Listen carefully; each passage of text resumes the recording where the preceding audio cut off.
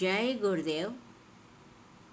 శ్రీ లలితా త్రిశతి నామములోని తత్వ విచారము విశేషాలు. ప్రతి మనిషి సంసారంలో అలవాటు పడిన పశుజీవనం నుండి ఈశ్వరీయత వైపు జీవనము సాగించాలి. శాస్త్రీయ నియమానుసారం శ్రవణం ద్వారా మననం చేయాలి. గురు శిష్య సంబంధంలో చరిత్రలో ఇటువంటి ఘటన జరగలేదు. అగస్త్య ఋషి వారి గురువులైన హయగ్రీవుల వారి దగ్గర 3 నెలలు అహోరాత్రాలు నిరంతరము శ్రమతో గురుపాదాలను ఆశ్రయించి గురుసేవ చేసి శ్రీ విద్యా రహస్యము తెలుసుకున్నారు. త్రిశతి 3 భాగాలుగా ఉంది. త్రిశతి శివశక్తుల ద్వారా చెప్పబడినది. దీనిని అగస్త్యుల వారు హయగ్రీవుల వారి ద్వారా విని లోక కళ్యాణం కోసము మనకు ప్రసాదించారు. రహస్య విద్యలను గురువులు శిష్యులు అడిగిన వెంటనే ప్రసాదించరు. వారి పాత్రత అంటే అర్హతను అనుసరించి మంత్రాన్ని ఉపదేశిస్తారు. హయగ్రీవుల వారి శిష్యుడు అగస్త్య మహాముని ఎంతో గురు శుశ్రూష చేసి లలితా త్రిశతిని పొందారు. అలాగే ఉపదేశం కూడా పొందారు. ఏ శిష్యునికైనా అర్హత లేనిదే పంచదశి కానీ త్రిశతి కానీ చెప్పరాదని చెప్పారు.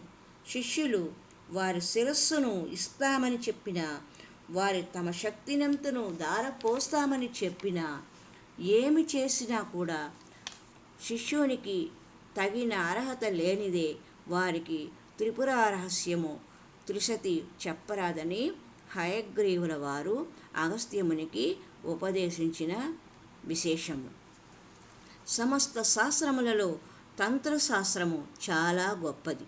భక్తి శాస్త్రము, వేదాంత శాస్త్రము, యోగ శాస్త్రాలలో అన్నింటిలోకి తంత్రశాస్త్రము గొప్పది. ఎందుకంటే ఇతర శాస్త్రాలు సిద్ధాంతపరమైన జ్ఞానాన్ని మాత్రమే ఇవ్వగలవు.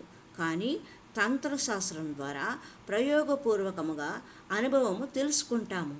తంత్రం ద్వారా మనము ఆ పరమసత్యము అనుభవము పొందగలము.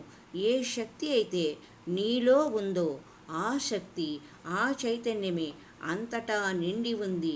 ఆ శక్తి నీవు శక్తి అయినా అనొచ్చు, శివ అనైనా చెప్పచ్చు, రామ అని అయినా చెప్పచ్చు, ఏ పేరుతో అయినా పిలవవచ్చు. ఆ ప్రకాశ పుంజము, జీవపుంజము, శక్తి పుంజము తెలుసుకోవడానికి తంత్రం కావాలి. ఆ తంత్రం తెలుసుకోవడానికి ఒక్కొక్క నామము ఇచ్చారు. ఈ తంత్రాన్ని నామాలను బాగా ఆలోచించి తెలుసుకోవాలి.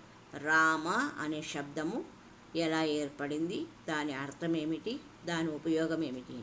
రామ, రా అనే బీజమంత్రము, మా అనే బీజమంత్రము, అష్టాక్షరి మంత్రము, పంచాక్షరి మంత్రంలోనున్న మొదటి అక్షరాలను తీసుకొని రామ అనే శబ్దము ఏర్పడినది.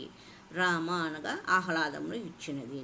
అలాగే శివ అంటే మంగళకరమైనది అని అర్థము. శక్తి అంటే చైతన్యమయంతమైనది అని మనకు తెలుసు. ఇలా ప్రతి నామం యొక్క అర్థము తెలుసుకొని మనము ఆ నామాన్ని ఉచ్చరించాలి. శ్రీ జగద్గురు శంకరాచార్యుల వారు లోక కళ్యాణం కోసము, మన ఆధ్యాత్మిక ఉన్నతి కోసము లలితా త్రిశతి మీద సరళమైన వ్యాఖ్య చేశారు. అగస్త్య ఋషి గురుచరణ సేవ ద్వారా శివశక్తుల ద్వారా చెప్పబడిన త్రిశతిని లలితా త్రిశతి అంటే లలితాదేవి యొక్క 300 నామాలను శివశక్తుల ప్రేరణతో మనకు చెప్పారు. హరి ఓం తత్సత్. మనము ఆధునిక మానవులమైన మనము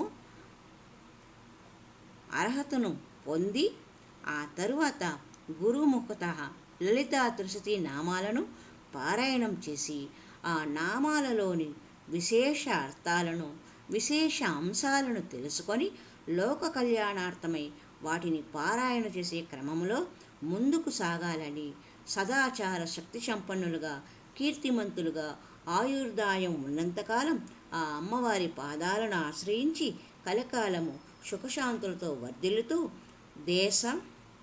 దేశము, ప్రకృతి శ్రేయస్సు, దేశ శ్రేయస్సు, ప్రకృతి శ్రేయస్సును ఆకాంక్షిస్తూ